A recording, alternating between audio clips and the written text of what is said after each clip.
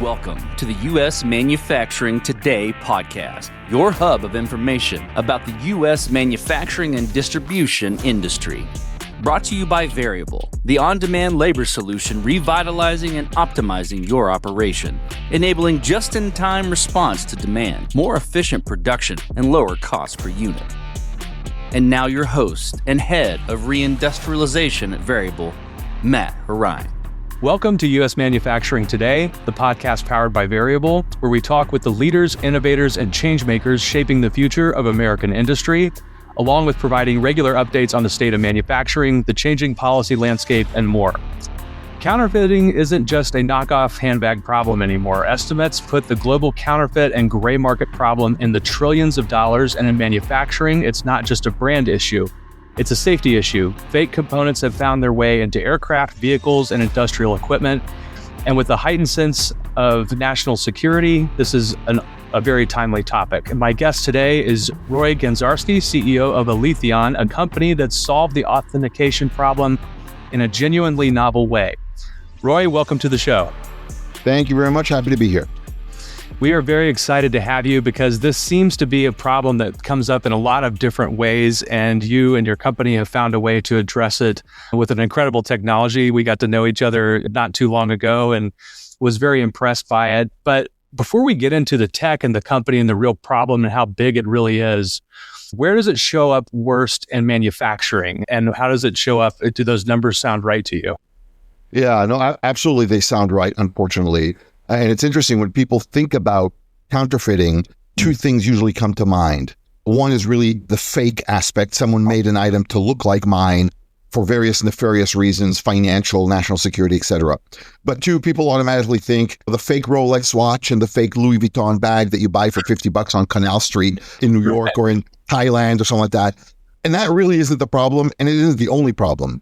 Really, if you think about it, we look at the world as fraudulent activity. Fraudulent could be counterfeits, fakes. It could also be gray market. For example, real but expired pharmaceuticals being sold with a label that says they're not expired. These are real items. They're authentic. There's nothing fake about them except the date has been manipulated. So regular anti-counterfeiting solutions won't work here because these aren't counterfeit. So that's kind of one aspect. The second is the topic itself. People think about, again, the watch, the bag. Those are in fact a problem, and it happens all the time. But the bigger problem is where health and safety come into play. Fake brake pads that are sold to automobile owners, used end-of-life aircraft engine parts being sold to airlines with paperwork that say they're brand new, things like that. And those problems, when you think about it, lead me to the conclusion that greed has no boundaries. If you're gonna cheat someone out of their money by providing a fake bag, that's wrong. It's illegal. That's not okay. But there's no physical element to it in terms of risk, safety. When you're introducing fake medicine, fake brake pads, stolen stuff, you know someone's going to get hurt, and still you do it.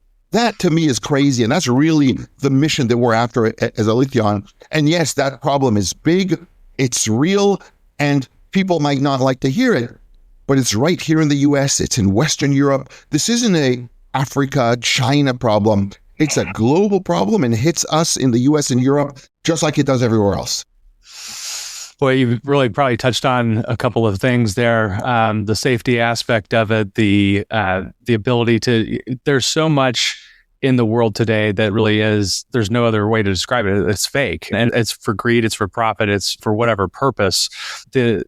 There was an article that came out this week that a lot of things that were marked through the GSA were made in America, actually made in China. They made their way into it. That was new since we met, but something I certainly was doubled down on. Wow, this is an extremely timely topic. But before we get into the technology and how all of it works, you've had a great and genuinely interesting career arc into some of these insights that have framed your point of view and what you're doing now.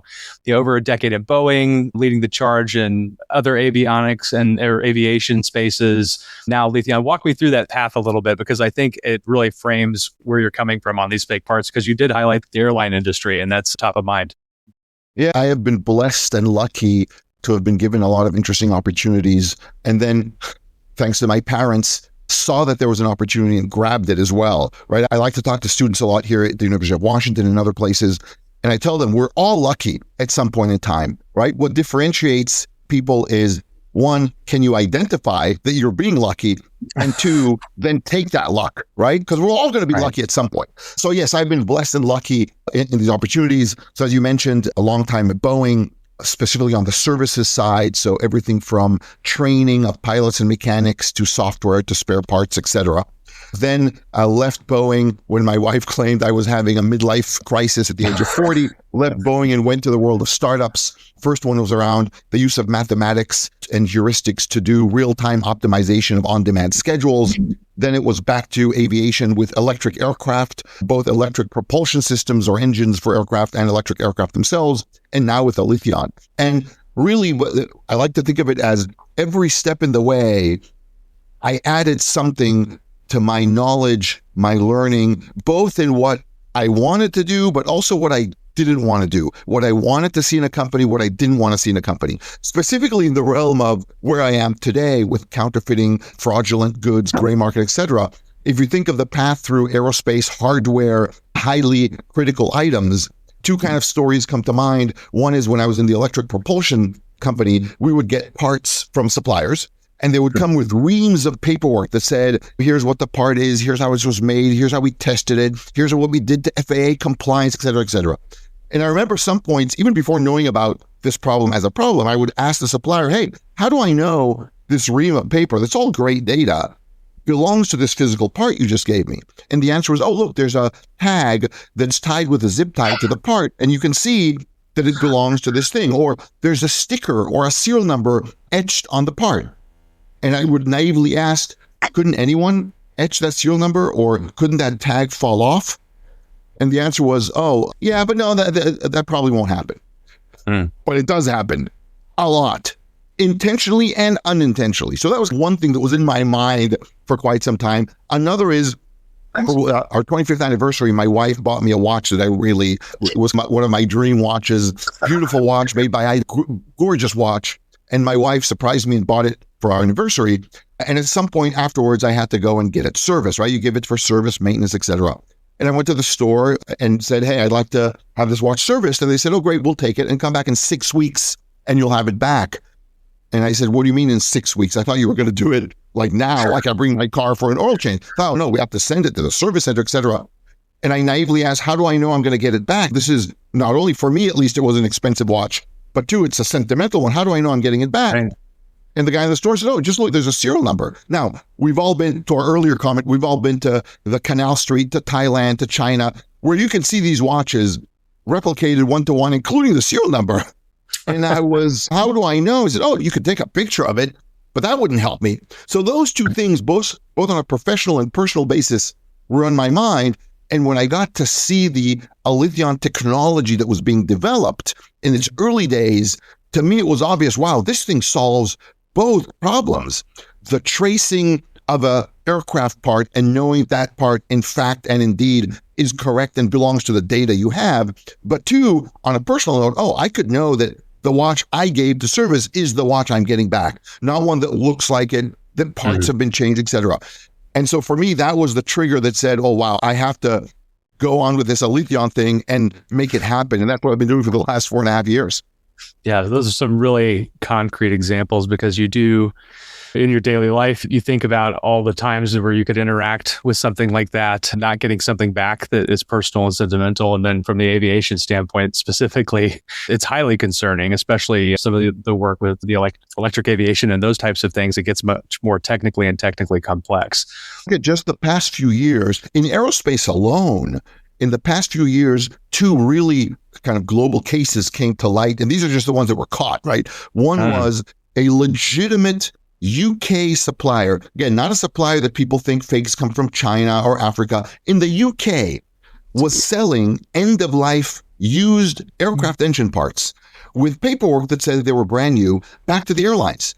And airlines like Delta, Virgin, United, Southwest were all, I want to say caught, but found flying with these parts in their engines solely by the grace of God, as I'll say, that this wasn't caught by a hull loss or an accident with multiple people dying. It was caught by a mechanic who by mistake thought something was wrong here and found it after over 4 years of this company selling these parts out to the marketplace. Unbelievable. Fake or not fake paperwork saying this used end-of-life part is good. Now, someone might say, hey, what's the problem? I buy a used t-shirt, a used watch, but engine parts have a life to them because of stress, tensile strength, and it won't stand up to the stresses of being in an engine after a certain amount of time. So you have to take it off the engine and destroy it so that no one uses it. These guys just cleaned it up, put a paperwork that said it was real, and sold it back to the very airlines they got it from. Just amazing. The second one, Boeing and Airbus both were found installing fake titanium on their aircraft that they got from a legitimate supplier. So the paperwork said this was good titanium, but the titanium itself wasn't, and it was installed on aircraft. These are just two that by chance were found. Who knows what isn't found? And this is just one industry, one example. And you can, in every industry, find counterfeit HIV pills sold in the United States, counterfeit Ozempic syringes sold in Europe. All sorts of examples of things like that are just detrimental to health, let alone, of course, the fake watches and bags that you hear about coming into the US and Europe all the time. That, of course, happens, and some of it gets caught, but the bigger ones is just on a daily basis. It's incredible real world examples, because it's one thing for getting ripped off for consumer product, which is it's a distinct category of its own. But when you get into safety and zero fail environments like aviation, it's pretty scary. It's making me double down on my John Madden theory about just driving across the country. I'm trying not to take that route, but this may be feeding into it a little bit. Good segue into getting concrete on the technology and what your company is doing. FeaturePrint, it authenticates a physical part using just a standard camera, no tags, chips, labels, QR codes. QR codes are something that everybody's become very familiar with. So tell us a little bit about how that actually works, because when you described it to me, it was almost as simple as taking a picture, but would love to get some technical detail. So first of all, it is in fact as simple as taking a picture. The premise behind it, or the underlying kind of foundation behind it, and since this is a manufacturing related cast, everyone will understand this, machines cannot do the same thing over and over again nominally. That's why as mechanical engineers, manufacturing engineers, design engineers, you give the machine or the system tolerances that will enable the quality control to accept or not accept a part. So, for example, you make a brake pad, an engine part, a watch. It doesn't matter what. Everything that's manufactured will get a tolerance. It might be, I need this item to be, or this scale to be 2 millimeters plus minus 0.003 of a millimeter. Why? Because as long as the machine manufactures it within that tolerance, within that kind of Six Sigma quality control band, the part passes QA, it functions as it should, it looks identical to everything else, and it goes out to the marketplace, right? If it's out of tolerance, then you fail it on QA, it goes back to rework or whatever it is. But as long as it's within that tolerance, it's good. So it's not nominal, it's never going to be nominal. There's always going to be tolerance aspects to it. So it's not a quality problem as long as it's within the tolerance, it's just a manufacturing aspect. What we have developed is machine vision algorithms, basically mathematical and physics-based algorithms that, using a camera, can take a picture of millions of identical items, literally millions of identical items, and see, quote unquote, or find all those little elements that are within the tolerance band, but not nominal. And they are by definition chaotic and random, right? The machine doesn't design this point to be plus 120th, this point to be minus 132nd. It's just random and chaotic by the nature of manufacturing. We have developed algorithms to see it, codify it into a digital fingerprint of sort, we call it a feature print, and then store it. And then in the future, someone takes a phone or a camera, takes another picture of that item, another digital fingerprint or feature print is created using the same machine vision algorithms that we develop. And then we do a search, and if you watch CSI or Born Identity and they're looking for a human fingerprint, they're comparing not the images, but the data from the original fingerprint and the now found fingerprint. We do the same thing. We'll load that newly created digital fingerprint or feature print to our servers. In AWS, they sit. And we'll do a search. And we'll either find that item, not an item like it, not the class of item, but that item, or we won't. So we'll tell you, hey, your listeners can't see it, but I'm holding my cup of coffee here. I can identify this cup of coffee as Roy's cup of coffee, the cup number 176-4, not -3 or -5, but -4, or, hey, I've never seen this cup of coffee before in my life. So that's kind of the premise of what it does. So if you think about that, the likelihood, and we find, by the way, thousands of these points, the likelihood of having two items, even off the same production line, done one after the other, have the same set of nominal or non-nominal tolerances, again, not a quality problem, still within the band, but non-nominal, have them be the same between two items, the likelihood of that is 1 to 6+ trillion, which makes a feature print, or a digital fingerprint, as unique, if not more, than a human fingerprint. So from that perspective, it's mathematically proven. The key of what we develop isn't that we use this idea. Many have tried this idea of the fact that there is nominal manufacturing bans is not new, right? Anyone in manufacturing know this. What was unique or what's key about our technology or our algorithms is, one, we do it with standard off-the-shelf cameras. No spectral imaging, no infrared light, no special invisible tags or dusts or markings. Literally, we take a picture of the item with an industrial camera or even a mobile phone, and that's it. Once that picture is taken, the digital fingerprint is done and you can immediately identify it, even at the continuation of that production line, for example, for inline tracing. That's one, traditional standard off-the-shelf cameras. Two, I don't need to know what the item is. In fact, with most of our customers, we don't know what they're feature printing. They just do it in their line. So I don't need to know what the nominal and tolerance band is. Our algorithms know to look for the quote unquote chaotic, non-normal nature of things and are able to categorize it that way. So from that perspective, that's good. And then three, we're able to, in production, get the 0 false positives, which is really critical. And that was a rule of ours, if you will, when we developed this, mostly coming from healthcare or safety-oriented industries. Let's just take healthcare as an example. If I tell you this medicine is fake and I'm wrong, meaning I should have identified it as one of yours, but I'm telling you, hey, I don't know what it is, that's a false negative, you've lost a couple of bucks, right? You throw it away or check it maybe another way. But if I tell you fake medicine is real and I'm wrong, false positive, that could be detrimental. And so we said we have to be able to, in production, get to 0 false positives. So our algorithms, our system is tunable to the actual products or things that the customers are using. So those are key elements to it. It took us about 4.5, almost 5 years to develop this key kind of deep tech capability. And today we go to market with it in multiple industries. It's actually pretty cool to see. Yeah, it's a great thing to, one, the vision of it, and two, the practical application of it, because it is so unique and you're doing it from the surface of an object. This isn't something that's dissected, it's finished product, it's component parts, it's all of those things.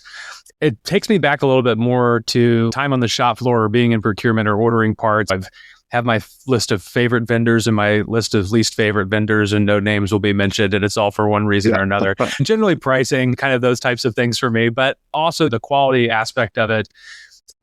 Is it safe to say that removing the tags and labels and all that other, I don't want to call it junk because it plays a core part in tracking as the current state, QR codes, is removing all of that, making it more secure, not less? Depends how you look at it. So one, I think there will always be a need and a place for some sort of proxy label. And the need and place will be conveying information. So let's take the parallel, which is some of the inspiration is human fingerprinting or biometrics, right? People's biometrics. Today, you travel internationally or you want to go into some secret room in the Pentagon, you give your passport, right? But then what do they do? They take your passport, but they also take biometrics, fingerprints, facial, iris, maybe all of them. Why? Because the passport is a really easy, clear way to convey information. Oh, I see your passport. You're from the US. Here's your date of birth, color of eyes, where you were born, etc. But when they want to know, does that passport really belong to you? They take your biometrics. Why? Because governments have figured out, as security-related organizations, passports, tags, badges, IDs can be manipulated, changed, even faked. But your biometric is fairly robust to identify you as a person. Imagine an extreme scenario, identical twins using each other's IDs to get in somewhere. Right. The individual is real, the ID is real, but the ID to physical individual link is not. If you only rely on the proxy, you might look at the person, look at the proxy and say, yeah, you're good to go. Come and enter or travel, etc. But if you take their fingerprint, identical twins or triplets have different fingerprints, even though they are identical in view. Then I could say, hey, this fingerprint isn't what's represented in this ID. You are not the person this ID represents. So there's always room for label, but with people, we've moved to biometrics. We're simply doing, quote unquote, biometrics for things. We're basically saying the label says this is a brake pad made by this company and sent to this car on this date, or this healthcare product is made by this company. It has an expiration date of this date, et cetera, et cetera. This is the distributor is going to, and so on. That's what the label could say very easily and very simply, so every human being can look at it. But our feature print will then say, when you look at it and you know to do it, the label actually is telling the truth about this product. We, for example, some of our customers have found in healthcare, believe it or not, their own products being sold. I won't give the exact example, but let's say expiration dates may be modified, diversions within markets modified, authentic products being sold illegally to the detriment or the risk of the end user. But the products were authentic, but maybe they expired. The products were authentic, but maybe they were being sold in the wrong place. And the labels don't help you on that because, hey, I could create a label that just tells something else and I read it and the label is correct. It just doesn't belong or isn't correct to that physical item. So labels have their place. But when it comes to authenticity, I think they're not only not good enough, in fact, they can create overconfidence. Oh, look, this product has a hologram. Oh, look, it's a colorful hologram. It must be real because holograms show authenticity. Like, no, holograms are just a really cool sticker that says, at best, that hologram is real. It doesn't mean that what the hologram is on is what it's supposed to be. And there have been multiple cases of fake products, gray market products, fraudulent products having either real or real looking holograms, QR codes, barcodes, and so on. So I think when you look at authentication, relying on these proxies is not good. When looking at simply information, they're great. You can, in fact, reduce your cost. Don't buy these really expensive holograms and things that are supposed to be secure, because the fact that they're not securely attached to an item, having a sticker or an etching means nothing today, especially when you look at the high-end counterfeiters or fraudulent actors in places like China, Russia, and so on. They have the same machinery that the original manufacturer have. They have the same printers. They have AI today to help clone and create perfect copies of a QR code or of a website or of a hologram. But what they can't do is create a perfect copy of the original item, because even the original manufacturer can't do that, going back to the tolerance bands. So that can't be faked. And so from that perspective, if you want true authentication, you want to do biometrics like you do for people, for things. For information, for, hey, consumer, here's a nice sticker that makes you feel good. Yeah, that's great. I wouldn't rely on that for true authentication, traceability, provenance, and so on. Does that make sense?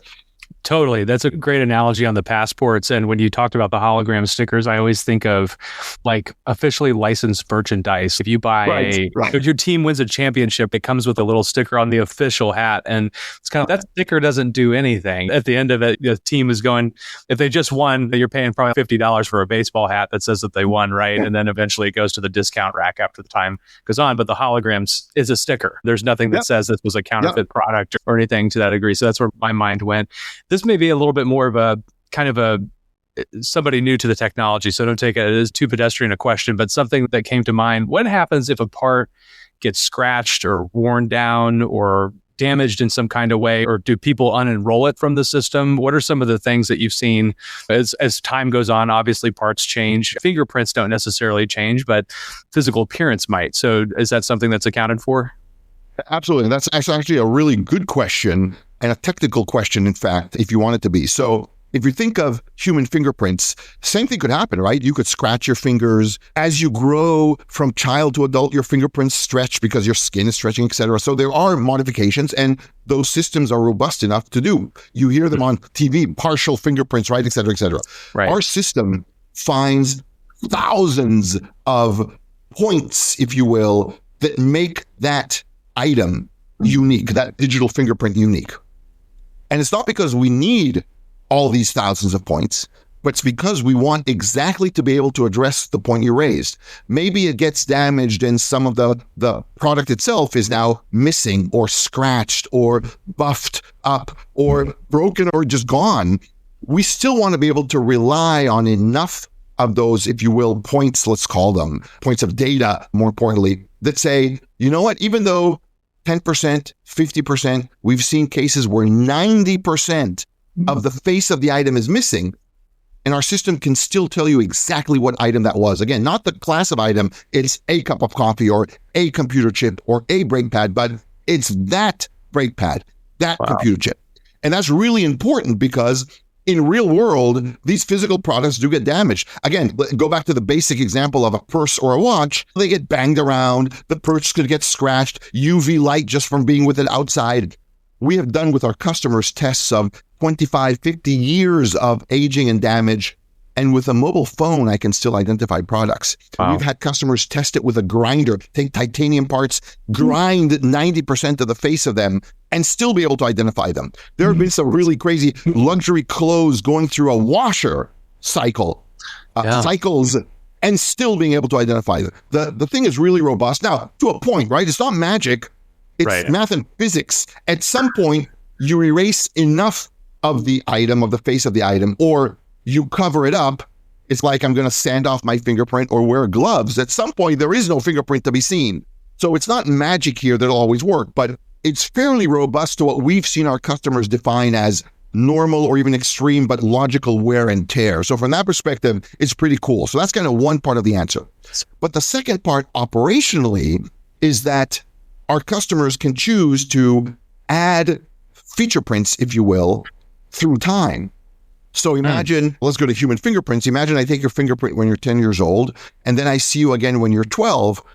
I'll take another fingerprint. I won't delete the 10-year-old fingerprint because why delete it? It's good original data. But I'll take another one when you're 12, and then I happen to see you when you're 15. I'll take another one. Now when you're 25, I'm not necessarily comparing your fingerprint to my baseline when you were 10. I'm only comparing it to the baseline when you're 15. So I can keep adding feature prints. I don't have to delete anything. I can keep adding feature prints as I see the product over and over again, maybe through service, or you come into the store, or I return, whatever it is, I can, as the user, continue to update, if you will, my digital fingerprints. And then the next incremental one is only incremental as opposed to back to the baseline. So those are two methods that customers can use or see in terms of wear and tear, robustness, and so on. And so far, we've seen it work phenomenally well. No, those are really good analogies, especially on the actual fingerprinting, right? Your biometrics, they're data points. It's all kind of relative. When you said it's like partial fingerprints, or you think about dental records, I don't mean to be that dark about it, but the dental records are something that's part of that change over time significantly. Really good points on those. So this gets to the heart of the question. And I think when we were talking originally, it's about the manufacturer's relationship with their customers and the general public at large, right? And from the external promise that it makes, what can a company guarantee or promise that they couldn't before necessarily with this level of identification? Yeah, that's a really good question. And I'll even expand on that, on the premise that it's between the manufacturer and their customers. We have customers who are manufacturers that use this for inline traceability. They don't even think about going out with it. They're doing it for in-factory because maybe the items they make, think high-end electronics and so on, sensitive electronics, sensitive products, or products that you simply, like a luxury, a jewelry or watch, you're not going to start sticking stuff on it or etching it in order to trace it in the factory, because either you can't, you're not allowed to, etc. So we have customers who do it simply for traceability because all I have to do is take a picture. So you could have low-cost industrial, we're talking $1,500 industrial camera. These are traditional industrial cameras you would hear that companies use, Basler, Allied, etc., sitting on a line and tracing things in the factory, let alone outside. What this really allows the manufacturers to do, both in line and when they go out to their customers or their distributors, etc. And by the way, it added use case, when products come back to either be returned or repaired under warranty, you are able to know, is that in fact the product that I made in the line that went through these specific machines, that I sent to that distributor, that the distributor sent to the customer, that the customer is now returning to me or asking me to repair under warranty? Is it that product? And I can rely on that from the product information itself as opposed to the proxy. Let's say there's both cases of both unintentional or routine. Hey, I'm returning something, but by mistake I returned it, or I'm asking you to repair it under warranty and I didn't notice that I was using a product that was already 2 years old and no longer under your warranty versus the one I just bought 2 months ago and is under warranty. I could be doing it by mistake, or I could intentionally be saying, hey, I just bought this. I go out, grab the old broken one from my car that I bought 2 years ago, put it back in the package, and now come back with the original package and the receipt and say, hey, I'd like to return this. You look at it, it's your product and you take it back. But it's not the product you just sold, you've just been scammed, right? Or, hey, please repair this under warranty, but that's no longer under warranty. Or someone else tried to fix it and you can now tell, hey, that's not the part I installed. It's a real part, but it's another part, or maybe it's a refurbished part. You can now offer your customers the ability, and yourself, the ability to identify both at the component and the assembly level, the part level, the product level, simply with a picture that the actual part itself that's either being sold, distributed, returned, repaired, serviced, is what the data says it is. As opposed to, hey, I've been using this for quite some time in the field, the sticker fell off, the serial number got scratched, I intentionally moved the marker from one to the other, and now you don't know if the item matches the proxy or the data that you think it does. I'm not even talking about the fact that it may be a fake item. I'm talking authentic item, but just not the one you think it is. So you can now start doing things at a level of provenance and traceability and authentication and serialization that wasn't possible before. And I say wasn't possible from a perspective of, yeah, people might say, oh, I do that today with my serial number sticker or an etched laser. Look, it works. So yes, you think it works. You don't know, unless you happen to by luck catch it, how many of those things aren't what you think they are because the number got scratched, copied, the sticker came off, half of the barcode got erased with a Sharpie and now you can't read it, et cetera, et cetera. So you can now do it just like fingerprints at a level that doesn't expose you. Again, go back to the human being. When my teenage kids, maybe, of course, I'm not saying anything, but when my teenage kids wanted to go to a bar and have a drink before they were 21, maybe according to stories, they had a fake ID, let's say, right? And that fake ID looked really good. There's stories of fake IDs getting caught or found in Hong Kong on their way to the US of all 50 states that all had the holograms, the anti-counterfeit, everything on them except the card stock wasn't real. But I go to the bar, I show them my fake ID, he looks at it, it looks real today, come on and drink. They're still liable if I'm caught serving an underage person a drink, right? So It doesn't take away the liability. But imagine, not this would happen for fingerprinting, but imagine in the entry to the bar, there was a fingerprint system and they say, hey, thanks for the ID, but put your fingerprint here. And then I would know, hey, you're 18, you're not 21. Or you're 20, you're not 21. You can't enter the bar. I don't care what your driver's license say, if it's real or fake or whatever it is. So from that perspective, you're now creating an environment as a manufacturer to your distributor, to your customer, to your service agent, to the return, where you don't have to rely on that proxy that may or may not be right because you're still held liable. If a customer gets injured by a product, even if that product is fake, if it has your brand on it, guess who they're going to blame? Guess who they're going to come after? Guess who they're going to go online and say, that company's products created my injury or created my child's injury. Now, you could say 100 times, oh yeah, but it was fake. It wasn't mine. Hey, it says your brand and you never gave me as the customer the ability to say it wasn't. So this is your fault. That's really what you're now, or what our technology allows a company to do. No, it's a really good example. And I think I've previously worked in an industry where a company that made mechanical pipe joints has a very distinct color, not naming names, but there's an even larger international version of the company that makes similar pipe valves fittings, and they use the same color paint for those couplings, and it's a branded color. It actually involved, I think it was quite controversial. There were some lawsuits, if I remember correctly, but it was because they were two very different products doing the same thing, but the competitor had just adopted the same color. Yeah. And for most people, this manufacturer made more sense because of the guarantee of the product, the warranty, the testing of it, the quality assurance. It was a totally real world application that came to mind just because, and they didn't mislabel it or try to serialize it or do anything. Yeah. It was just a little bit more of a marketing trick, but you take that down to the counterfeit level and it's something pretty incredible. For our listeners, we talk a lot about seizing the market where it is right now. There's a lot of big trends in manufacturing. How does this kind of serialization or this type of approach help competitive advantage? And maybe if you have a customer or someone at top of mind that you could give us as an example that used it as basically a selling point of something they were doing.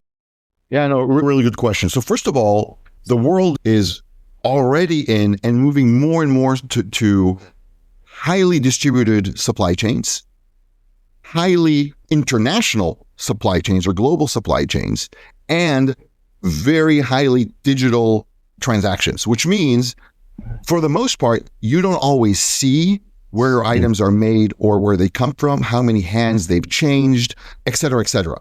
And so where once you'd walk into a store or into a factory and you might think, you know what, this place looks a little shady. I don't know that I want to buy here or outsource here or manufacture here. Today, that doesn't happen. It's really hard.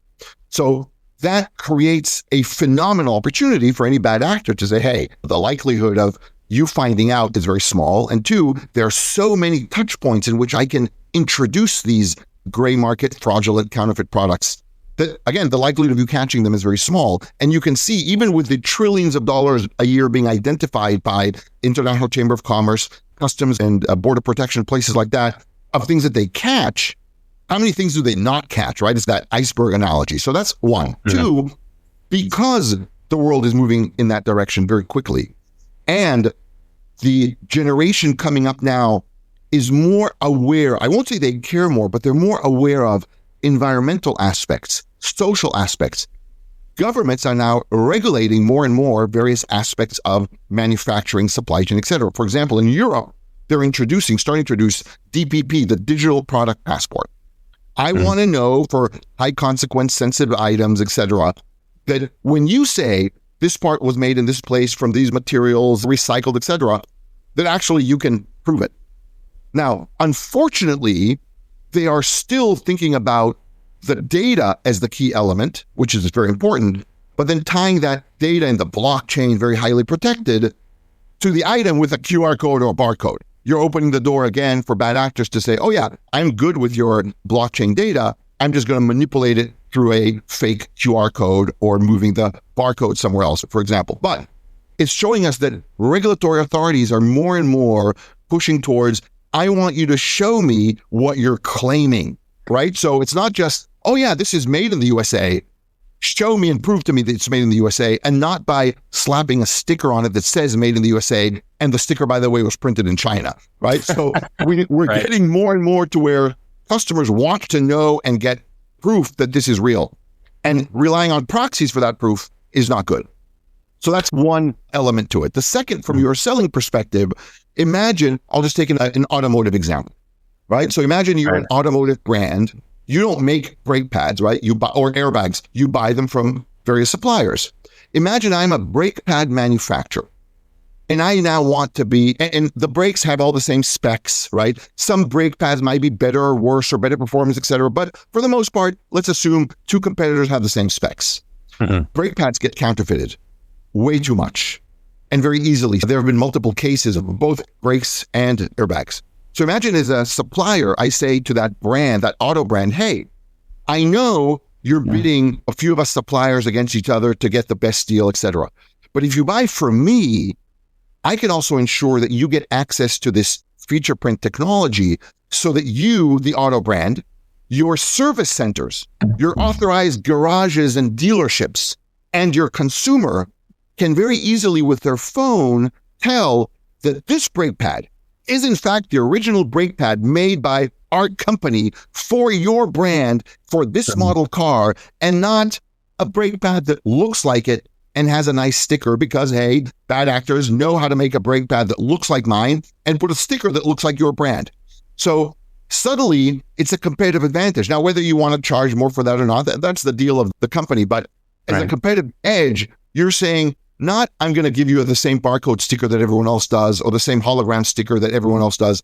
I'm going to give you an ability to down the entire supply chain and through the life cycle. Hey, I removed this airbag and now I'm not just selling it to the secondary market for someone else to think it's new.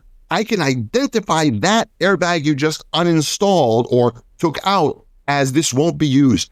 Think EVs today. Some of my background is electric aircraft. Think electric cars. I once had an electric car. I won't say what brand. And unfortunately, I totaled it. I had an accident. Luckily, no one got hurt, but the car was deemed totaled.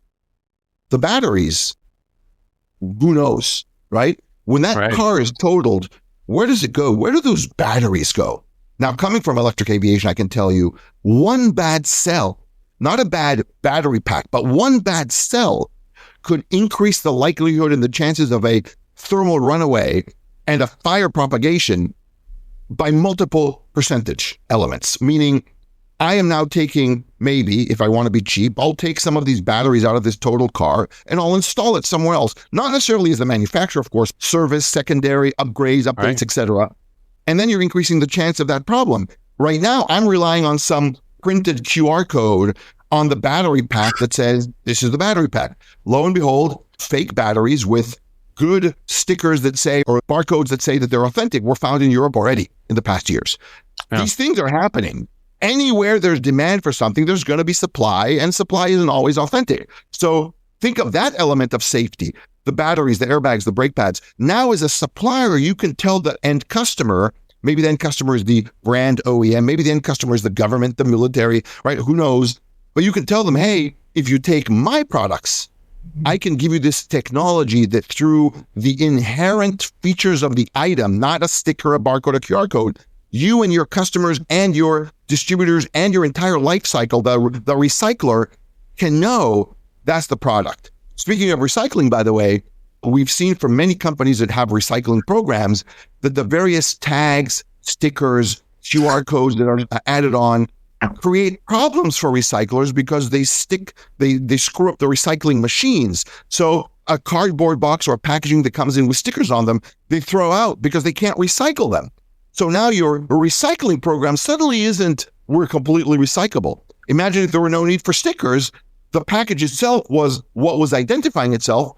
You could go into recycling really easy. So there's so many value added points that as a manufacturer you can offer as both a competitive, but as a real world life cycle program as well. Yeah, that goes to my theory that a lot of my recycling doesn't actually go to recycling personally, but no, that's a really good point and a distinct competitive advantage. You touched on something there, the kind of the global supply chain, some of that validation, all that, the volatility component of this is so significant that people are trying to stay in compliance with either Buy America Act or other types of things that go up and down their supply chain. How much easier does it make it for not just quality control, but compliance reporting? We just did an episode a couple weeks ago on some of the BABA compliance and some of those types of things. Yeah. How much does this help that process? Yeah, no, it's not so much helping the process, it's ensuring the process, right? Because I could easily argue, hey, my QR code helps the process of compliance. Scan the QR code and that's it, fills up your compliance sheet. That's great.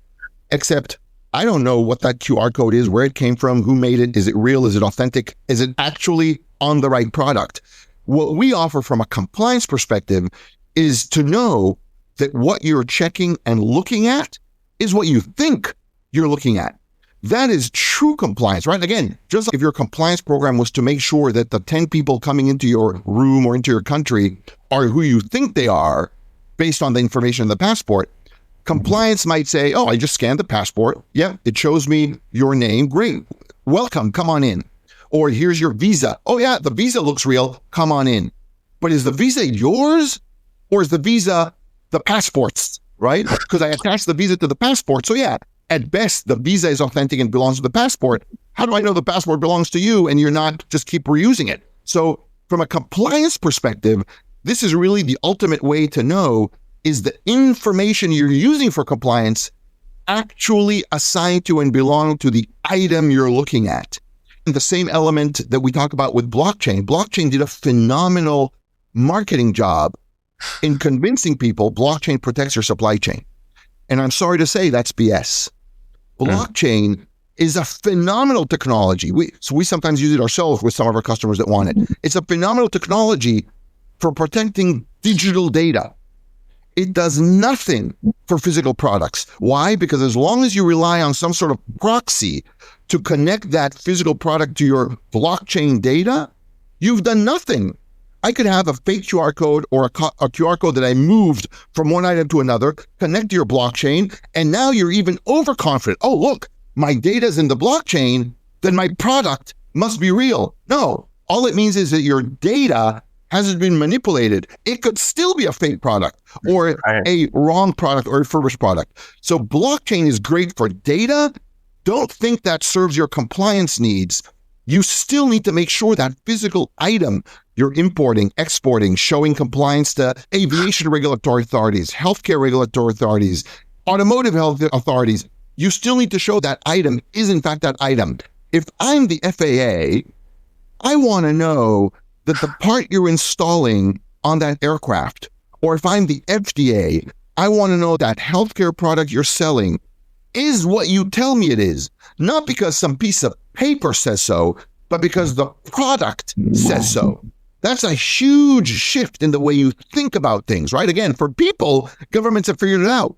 For products, we're still relying on antiquated technology. So from a compliance perspective, it's the ultimate, I'll even say the last technology you need, because it's not a fancier QR code, a untamperable sticker, a sticker that if you try to tear off will tear, a hologram that's 4-dimensional with secret super dust and ink. No, this is the actual product itself telling you what's going on.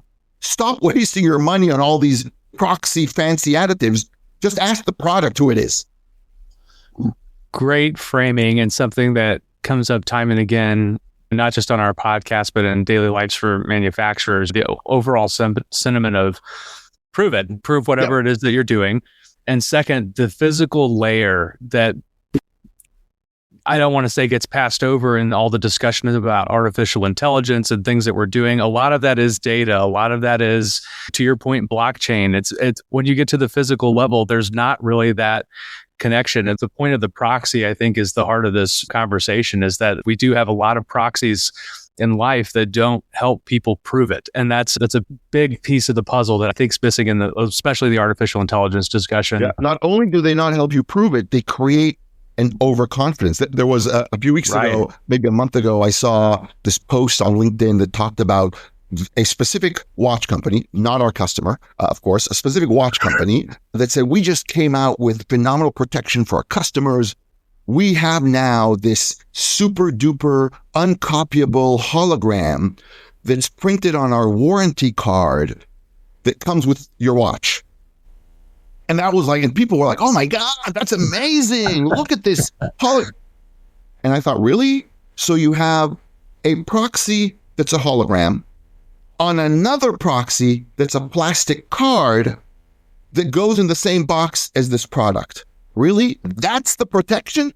How do you know the card belongs to the product? Oh, look, there's a serial number etched behind it and printed on the card that tells you they belong to each other. Oh my God, that's calling for any counterfeiter. Hey, why don't you buy a set of those? Now you have the real watch and you have a hologram that's on a card that goes with the watch.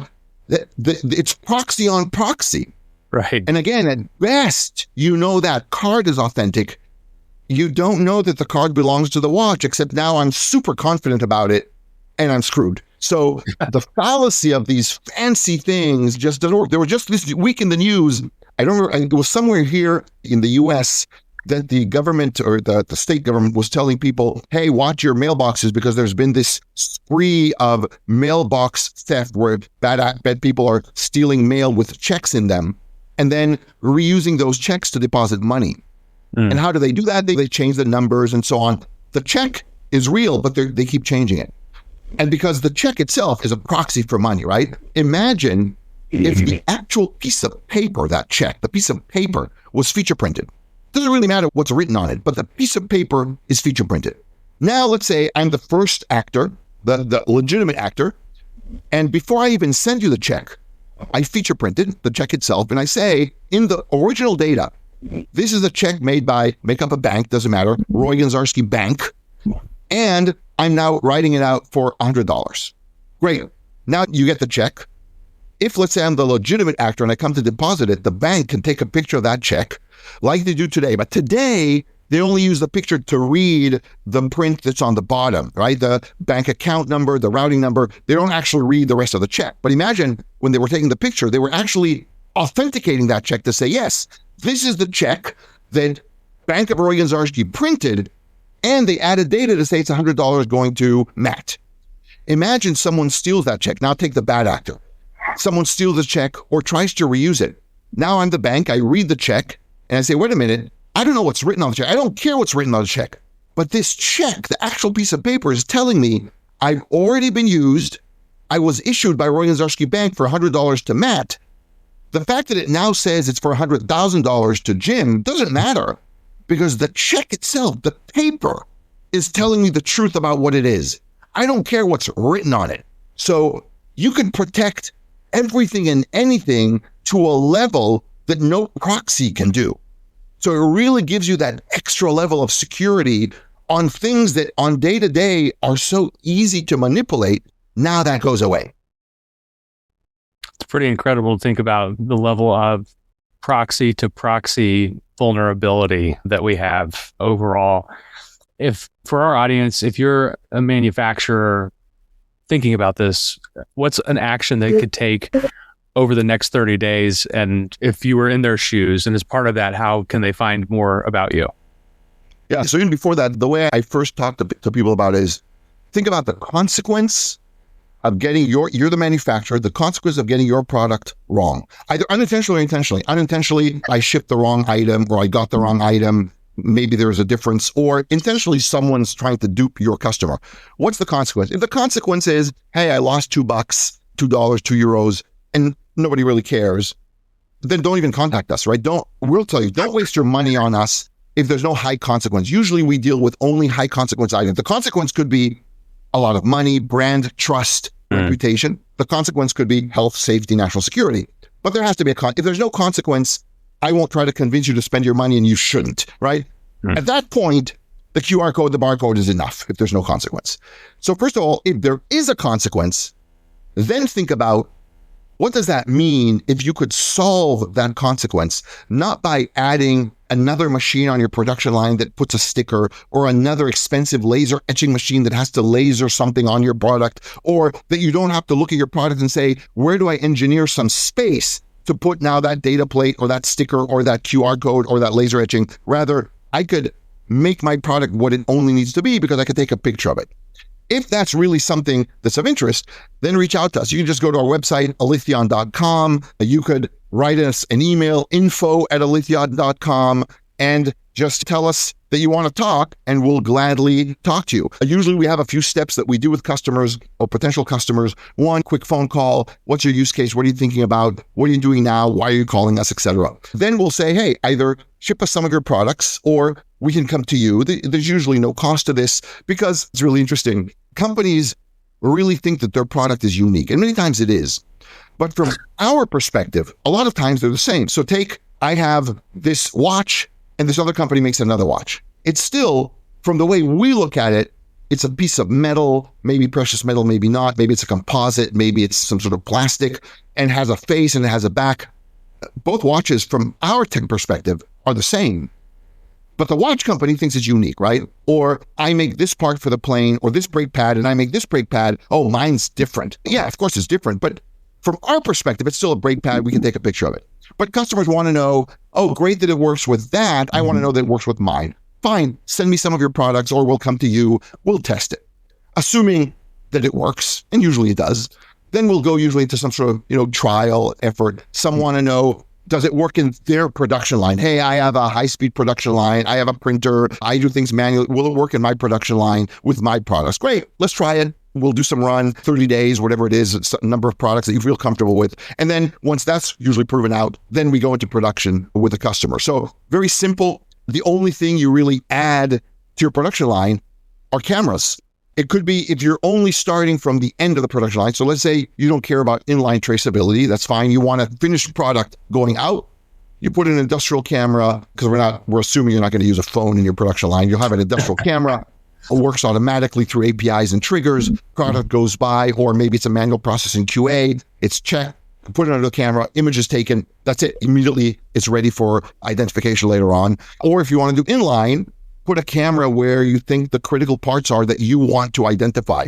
As an example, and this is really important to know, we are not a QA system. I can't tell you your product is out of spec or you have scratches on your product. In fact, the question we asked before and answered is, what if there are scratches? Will it still identify? Yes, we are robust to a point. We actually disregard the scratch and still tell you that's the product. So we're not a QA system, but how do some of the manufacturers use us in their QA kind of life cycle or program? Imagine you're doing in-plant traceability. You have multiple lines, multiple machines, and at the end you have a QA process. And you're noticing that some of the products, they're still within tolerance, but in some of the products, they're starting to trend up in their tolerance. So it's supposed to be, using that original example, plus minus 0.03 of an inch. And you're noticing that some of these products are all at the 250, plus 250. Quality control, they're still within the band, but there's some tolerance. Imagine you could say every one of those parts, they have one thing in common. They all came through machine number 7 on line 12. At least now, you know that you don't have to try and figure out all of your lines. Go to that machine and try to recalibrate back to as close as nominal as possible so that you can fix that problem before it becomes a QA problem. Or imagine you didn't do inline. Customers start sending you products back, and it's like, okay, what's going on with these products? Oh, these products, we can't tell you what the problem is, but we can tell you all these products you have all came through line number 12, machine 13, second shift. Now you have some information. You can go investigate and focus your investigation as opposed to, what do I do? And think vice versa. Imagine you're feature printing every sheet metal that comes into your factory. Let's say you're using sheet metal. And you can register every one of those sheet metals, then identify them as they turn into various parts and get assigned to, let's say, a car. And now that sheet metal manufacturer calls you and says, hey, we had a bad batch. You really need to recall those parts that came from that sheet metal.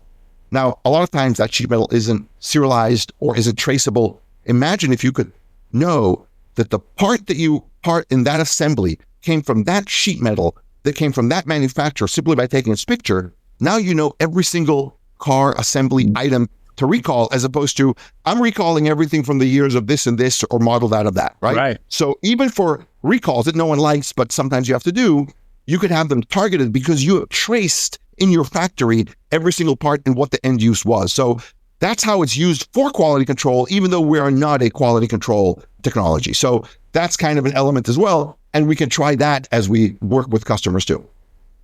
Excellent. A lot of range there, a lot of ability to prove it. And I think that's something that everybody is looking to find ways to offer that type of guarantee and that type of security overall. So Roei, thank you very much for joining us today. Great conversation. And I think it's one our audience definitely needed to hear. Thank you. It was a pleasure. And thank you for shedding a light on this important topic. Absolutely. It connects to something we come back to often on this show: manufacturing, reshoring, and as supply chains get rebuilt domestically, the companies that win are the ones who can prove it. And that's exactly what Roei and Alitheon are building on the parts and materials side. To stay ahead of the curve and help plan your strategy, check out our website at variableops.com. And if you're on socials, give us a follow on LinkedIn, X, or Instagram. And if you are enjoying the podcast, please feel free to follow on Apple, Spotify, or YouTube and leave us a rating, and don't forget to subscribe. Thank you again for joining us and learning more about how you can make your way.